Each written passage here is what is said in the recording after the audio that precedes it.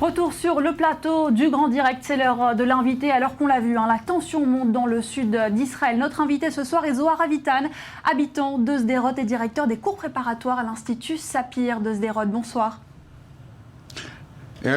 Bonsoir. Alors Sderot fait longtemps la une des journaux. On sait qu'elle est sous le feu des roquettes du Hamas depuis des longues années.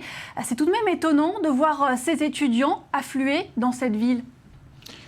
Pendant 13 ans, les gens se sont habitués à vivre avec cette situation. La situation est désagréable, elle est surtout problématique pour les parents qui ont de jeunes enfants et c'est surtout problématique pour ce qui est de la décision à prendre, de savoir par exemple si aller à la piscine ou sortir se promener, des choses de ce genre. Mais il faut se souvenir que pendant 13 ans, les maisons ont été fortifiées, protégées. Le problème, ce n'est pas les habitations. Le problème, c'est de sortir et marcher entre les maisons, se promener. Par exemple, la route vers le travail ou vers l'école, qui devient extrêmement problématique. Maintenant, nous sommes en vacances d'été. Les étudiants sont en train de passer les examens. Mais je tiens à signaler que pendant 13 ans, de manière tout à fait surprenante, nous avons été extrêmement soutenus par les étudiants qui ont massivement décidé de venir étudier chez nous et ils ont compris que la menace sécuritaire était une menace technologique, que c'était possible que cela arrive ailleurs aussi. C'est d'ailleurs ce qui s'est passé.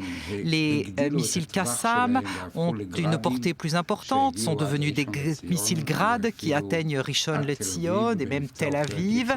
Et au moment de l'opération Plomb durci, bref, la situation sécuritaire que nous vivons, qui n'est pas le résultat de notre choix, mais le résultat des choix de nos dirigeants des deux côtés, cela fait que la population civile vit dans une certaine mesure dans la crainte qui est parfois plus profonde et parfois plus légère. Mais nous n'avons pas d'alternative. Nous vivons là, et comme il y a des gens qui vivent au pied d'un volcan, ou des gens qui vivent dans des endroits où il y a des ouragans, ou des tornades et autres vents terribles, eh bien nous vivons près d'un endroit avec de telles situations. Alors vous parlez de façon imagée, parce que vous connaissez bien finalement cette situation. Vous êtes venu à Sderot à l'âge de 1 an, vous avez grandi sous la menace des roquettes. Comment est-ce qu'on vit ça, et notamment ces derniers jours, avec ce regain de tension que l'on a pu constater ? Écoutez, ces derniers jours ne sont pas très différents de toute l'année. À savoir, pendant toute l'année, nous savons qu'il y a des périodes où la tension monte. Nous savons, par exemple, nous sentons quand est-ce que l'on peut s'attendre à une attaque de missiles. Une partie des attaques ne sont pas sur Sderot, sur notre ville, mais sur les localités environnantes. Aujourd'hui, avec les alertes comme l'alerte Tseva Adom, couleur rouge, qui nous permettent de nous abriter. Et quand il y a une alerte immédiate, alors il y a des jours où il y a des roquettes qui pleuvent ailleurs et pas chez nous, et parfois c'est chez nous et pas ailleurs. Mais il est difficile de dire que l'on s'habitue. Non, on ne s'habitue pas vraiment. Les êtres humains ne sont pas construits. Ils sont construits comme un ressort de stylo.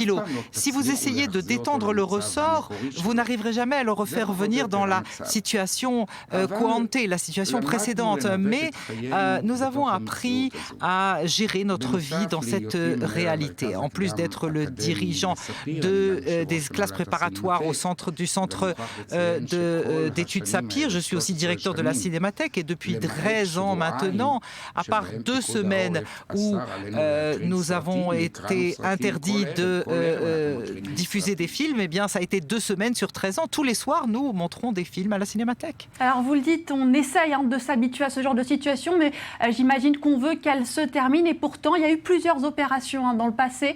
Les roquettes du Hamas continuent de s'abattre sur le sud d'Israël. Aujourd'hui, on envisage, l'armée israélienne envisage une nouvelle opération dans la bande de Gaza. Est-ce que vous la soutenez ? Écoutez, je ne suis en faveur d'aucune opération qui n'aboutit pas à un accord. Ce qui s'est passé avec le désengagement unilatéral, c'est qu'il a été fait sans accord, de manière unilatérale. Et je crois que le monde doit faire le nécessaire pour que les deux parties arrivent à un accord sur les frontières, à un accord dans les divers domaines pertinents, mais une opération militaire n'aboutissant pas à un accord ne réglera rien. Nous savons que le terrorisme est une forme de guerre qui, pour une armée, pour un État, sont difficiles à vaincre et difficiles à vaincre. Par exemple, une région française, mettons, qui déclarerait la guerre contre Paris. Et alors, l'armée française peut vaincre cette région qui se soulève. Cette situation de terrorisme menace toute société dans le monde. C'est une situation qui a pour objectif de déstabiliser la structure existante de base du pays. Et nous le savons, il y a un groupe de personnes dans notre région qui est en rapport avec les habitants, avec les gens de Gaza, qui sont des habitants, des gens comme vous et moi, qui veulent vivre dans la paix et faire et éduquer leurs enfants et vivre pacifiquement. Je sais qu'aujourd'hui, l'autorité palestinienne fait des efforts pour prouver qu'elle a le contrôle de la situation. Mais de toute façon, quand on jette une bombe ou une pierre, l'armée a du mal à réagir. C'est une situation difficile à gérer par des opérations militaires. Il est possible qu'il y ait une opération militaire et qu'il y ait à nouveau le calme pour 1 ou 2 ans. Et alors après ? Alors justement, comment est-ce que vous le voyez, l'avenir dans ces conditions, l'avenir de votre ville, Sderot, et l'avenir du sud d'Israël, du Negev, de façon plus générale ?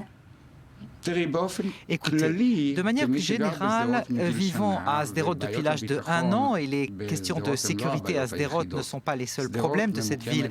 Sderot est située en périphérie et malheureusement, cela est caractérisé par des difficultés nombreuses économiques, des difficultés dans le domaine de l'éducation, le système éducatif, et puis surtout les problèmes de budget et d'écart de budgétisation entre le centre d'Israël et sa périphérie. Par exemple, si vous prenez en compte le fait que dans la région de Tel Aviv, un enfant reçoit de l'État 7 000 shekels par an, et dans les systèmes scolaires, à Sderot, à Netivon ou à Ofakim, c'est 3 000 shekels qui sont investis par enfant. Un enfant dans les implantations est financé à hauteur de 7 000 shekels. Donc vous comprenez que la répartition des investissements est une question essentielle, parce que les gens peuvent vivre en un endroit où ils ont un système d'éducation, de santé, où ils ont de l'emploi et ils ont des activités culturelles et de loisirs. Et dans notre région, nous devons tout fabriquer par notre imagination et notre bonne volonté et avec beaucoup d'aide de l'extérieur. Et je dois dire que dans les budgets normaux alloués par l'État, eh bien, on peut le voir dans toutes les données publiées par le Bureau central des statistiques. Malheureusement, je vis dans une région qui est caractérisée par une sous-budgétisation avec un niveau de budget alloué qui est beaucoup trop bas. Et donc le résultat, c'est que les salaires sont plus bas d'un tiers. Et si je prends par exemple les publications du ministère de la Santé israélien, eh bien notre vie dans le nord ou dans le sud sont inférieures comme espérance de vie de 8 ans par rapport à ceux qui vivent dans le centre du pays, parce que l'équipement médical, les services médicaux et leur accès sont plus restreints dans ces régions périphériques. Donc en dehors de la sécurité, il y a aussi les problèmes de la force sociale, et cela est composé de beaucoup d'éléments qui en fin de compte font qu'il y a une sécurité. S'il n'y a pas de sécurité économique, que reste-t-il ?